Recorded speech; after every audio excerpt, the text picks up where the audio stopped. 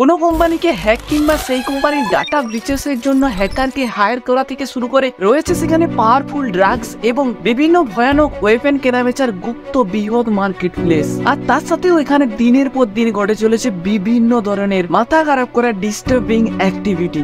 সে হোক কোনো মানুষকে টর্চার করতে করতে মানুষটির প্রাণটি নিয়ে নেওয়া, এমনকি কোনো ছোট্ট শিশুকে নিয়ে অ্যাবিউজিং করা, অথবা তোমাকে মারার জন্য ক্রিমিনাল হায়ার করা। এইগুলো সব শুনতে একটা থ্রিলার মুভি ট্রেলার লাগলেও এগুলো সবগুলোই এক একটি মডার্ন ইন্টারনেটের যুগে ইন্টারনেটের অন্ধকারে ঘটে চলা সব রিয়েল থিংস। হ্যাঁ, আমি বলছি ডার্ক ওয়েবের কথা। Let's deep dive into this ইন্টারনেটের এই অন্ধকার পার্টি। কিন্তু ভিডিওটি বেশি গভীরে যাওয়ার আগে এটা বলে রাখি, this video made only for educational purpose. আমি জানি তোমার মনের মধ্যে প্রচুর কিউরিওসিটি রয়েছে এই ডার্ক ওয়েবকে নিয়ে, কিন্তু আমি স্ট্রংলি রেকমেন্ড করবো don't visit this internet dark places. এইরকমটা আমি কেন বলছি সেটা তুমি ভিডিওর মধ্যেই জানতে পেরে যাবে। ইভেন এখানে আমি আমার নিজের এক্সপিরিয়েন্সও শেয়ার করব তোমাদের সাথে। আমিও ভাই ভিজিট করার জন্য ট্রাই করেছিলাম, কিন্তু শেষটা কি হলো ভিডিও শেষেই বলছি না হয়। যেসব ওয়েবসাইট গুলোকে আমরা নর্মাল ব্রাউজারের সাহায্যে ইউজ করি, লাইক ক্রোম বা তোমার কোনো ফেভারিট ব্রাউজারের সাহায্যে, সে খাবার অর্ডার করার জন্য জোম্যাটো হোক কিংবা ভিডিও দেখার জন্য ইউটিউব থেকে শুরু করে অন্যান্য অনলাইন প্ল্যাটফর্মের ইউজ, কিংবা কোনো জিনিস কেনার জন্য অ্যামাজন বা ফ্লিপকার্টের মতো শপিং সাইট গুলোর ইউজ করা। এই যেসব ওয়েবসাইট গুলো আমরা ডে টু ডে লাইফে নর্মালি অ্যাক্সেস করতে পারি, সেটিকে নর্মাল বা সারফেস ওয়েব বলে, যা পুরো ইন্টারনেটের মাত্র 4% নিয়ে আছে। বাকি যে 96% অন্ধকারে ঢাকা রয়েছে সেটাই হচ্ছে ডিপ ওয়েব বা ডার্ক ওয়েব, যা তুমি এই নর্মাল ব্রাউজার দিয়ে মোটেও অ্যাক্সেস করতে পারবে না। আর আসল খেলা তো এই 96% অন্ধকারের মধ্যেই হয়। তা কি কি খেলা হয় সেটা আমরা আগে ভিডিওতে জানতে পেরে যাব, কিন্তু তার আগে এটা জেনে নেই চলো, দি হিস্ট্রি অফ ডার্ক ওয়েব। এই ডার্ক ওয়েব এলো কিভাবে ভাই, কে বানালো, আর এতই পপুলারিটি কিভাবে গেইন করলো?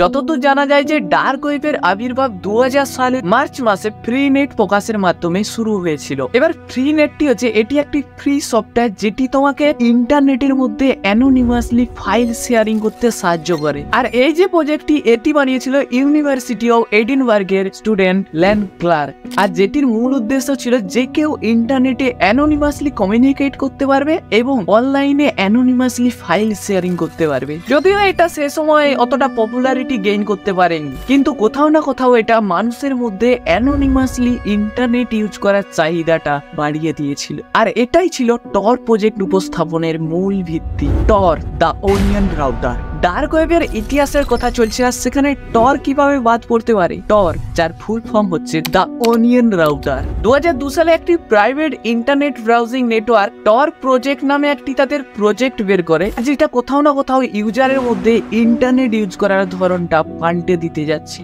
এই টর ব্রাউজার ইন্টারনেট ইউজ করার জন্য ইউজারের কাছে এমন একটা এনভায়রনমেন্ট তৈরি করে দেয় যেটার সাহায্যে ইন্টারনেট ইউজারটি ফ্রিলি ইন্টারনেট অ্যাক্সেস করতে পারবে। এখানে ফ্রিলি মানে কোনো বাধা বিপত্তি ছাড়াই, সহজ ভাষায় তুমি সবকিছুকে অ্যাক্সেস করতে পারবে, এবং সেটা আবার অ্যানোনিমাসলি হবে ভাই। কেউ জানতে পারবে না তুমি কোথায় যাচ্ছ, কি করছো, নাথিং, কেউ জানতে পারবে না। যদিও টরের যিনি সৃষ্টিকর্তা তিনি এটিকে ভালো উদ্দেশ্য নিয়েই বানিয়েছিল। আর এখানে একটা কথা বলে রাখি, এই যে টর প্রজেক্ট এর ডেভেলপমেন্ট কিন্তু 1990-এর দশকেই শুরু হয়ে গিয়েছিল, আর 2002 সালে এটা রিলিজ না হওয়া পর্যন্ত ঘুণাক্ষরে কেউ ডার্ক ওয়েবের ব্যাপারে জানতোই না। আবার এই টর ব্রাউজার কিভাবে তৈরি হয়েছে সেটা নিজে থেকে একটা ইতিহাস।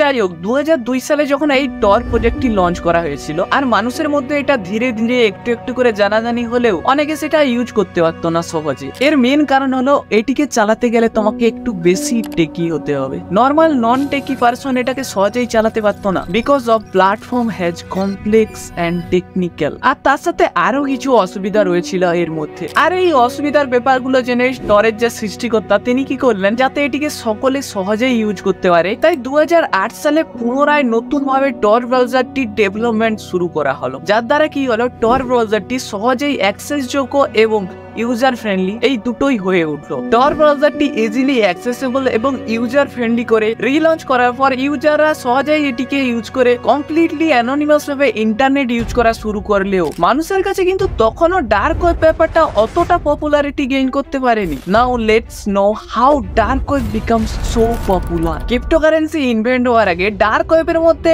ইনলিগাল ট্রানজাকশন করাটা খুব চাপের ছিল, কারণ কাস্টমার সে যতই দূরে বসে থেকে অর্ডার করুক না কেন তাতে কোনো সমস্যা নেই, প্রবলেমটা হচ্ছে ট্রানজেকশনের সময়। তখন এই বিটকয়েনের মতো ক্রিপ্টোকারেন্সি ছিল না, যার জন্য ইউজারকে পেপাল কিংবা তাদের ক্রেডিট কার্ড দিয়ে পেমেন্ট করতে হতো, আর যার ছাপ রয়ে যায়। তাই জন্য ইউজাররা বেশি রিস্ক নিত না ইললিগাল পেমেন্ট করার জন্য। কিন্তু 2009 সালে বিটকয়েন লঞ্চ হওয়ার পর এই প্রবলেমটাও সলভ করে দিল, আর যার দরুন ডার্ক ওয়েবের মধ্যে ইললিগাল জিনিসপত্রের কেনাবেচার সেল বাড়তে শুরু করলো। টর শুধুমাত্র ইউজারের অনলাইন আইডেন্টিটিকে প্রোটেক্ট করে না, তার সাথেও এটা ইউজারকে অ্যালাউ করে to access government critical resources এবং সোশ্যাল মিডিয়া, আর তার সাথেও বিভিন্ন ব্লক ওয়েবসাইটকেও। আর যার কারণে এর ইউজার দিনের পর দিন ধীরে ধীরে বাড়তে শুরু করে। কিন্তু এই ধীর গতিতে বাড়তে থাকা গ্রাফটা এইরকম চট করে পিক নিত না যদি না FBI ডার্ক ওয়েবের এই ওয়েবসাইটটিকে শাটডাউন করত। The story of silk road. Silk road হচ্ছে ডার্ক ওয়েবের মধ্যে সব থেকে popular online black market place. এই মার্কেট প্লেসটি জানা যেত for selling illegal powerful drugs, আর এর মধ্যে যে ট্রানজেকশন হতো সেটাও ভাই বিটকয়েনের সাহায্যে, যার দরুন এটাকে কোনোভাবেই ট্র্যাক করা সম্ভব ছিল না। কিন্তু ডার্ক ওয়েবের এই ইনলিগাল ড্রাগস বিক্রি করার মার্কেট প্লেসটা এতটাই পপুলারিটি গেইন করেছিল, যার দরুন সেটা FBI এর চোখে পড়ে যায়। আর তার কারণে 2013 সালে FBI এই সিল্ক রোডকে শাটডাউন করে দেয়, এবং এর যে ওনার ছিল সেও ধরা পড়ে যায়। বাকি এই FBI কিভাবে জানতে পারলো এই মার্কেট প্লেসের ব্যাপারে, আর এর ওনার কিভাবে তারা ধরতে পারলো, তারও একটা পুরো স্টোরি রয়েছে, সেটা না হয় অন্যদিন বলবো। কিন্তু তার আগে তুমি এটা শুনলে অবাক হবে, মাত্র 2 বছরে 2011 সালে এই সিল্ক রোডে শুরু হয়েছিল, 2013 সালে শাটডাউন করে দেয় FBI। এই 2 বছরের মধ্যে সিল্ক রোড প্রায় $1.2 বিলিয়ন ইললিগাল ড্রাগস সেল করেছে, আর সেখান থেকে প্রায় $79.2 মিলিয়ন কমিশন আদায় করেছে।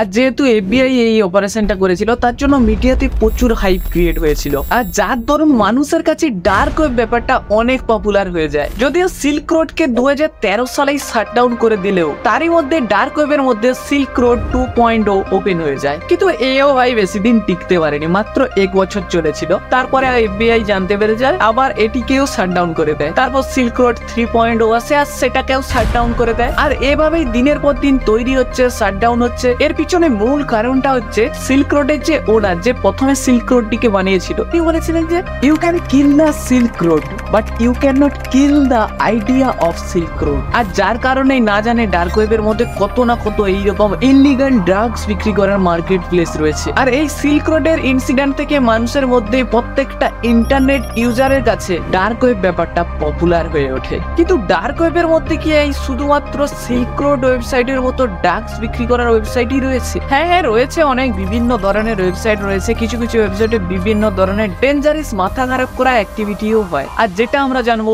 এই ভিডিওটি সেকেন্ড পার্টে। সেটার জন্য তুমি চ্যানেলটিকে সাবস্ক্রাইব করে রাখতে পারো এর সেকেন্ড এপিসোড দেখার জন্য, যার মধ্যে আমি আলোচনা করব ডার্ক ওয়েবের মধ্যে ঘটে চলা কিছু ইললিগাল ডেঞ্জারাস অ্যাক্টিভিটির কথা। আর হ্যাঁ, প্রথমে আমি তোমাদের বলেছিলাম না, আমারও একটা ছোট্ট এক্সপিরিয়েন্স শেয়ার করবো এই ডার্ক ওয়েব নিয়ে, তো সেটা বলি। এই ডার্ক ওয়েবে ভিজিট করার জন্য যা যা লাগে, এই টর লাগে যেরকম, সেটাও আমি ডাউনলোড করে নিই। আবার সেটার উপর ভিডিও বানাবো বলে সব রেডি, পুরো রিয়েল এক্সপিরিয়েন্স শেয়ার করবো তোমার সাথে। কিন্তু তার কিছু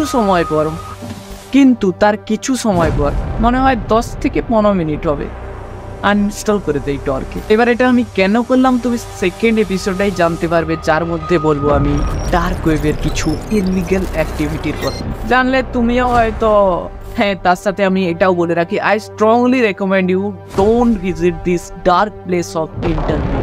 শুধু শেষে আমি একটাই কথা বলবো, let the dark web stay in dark.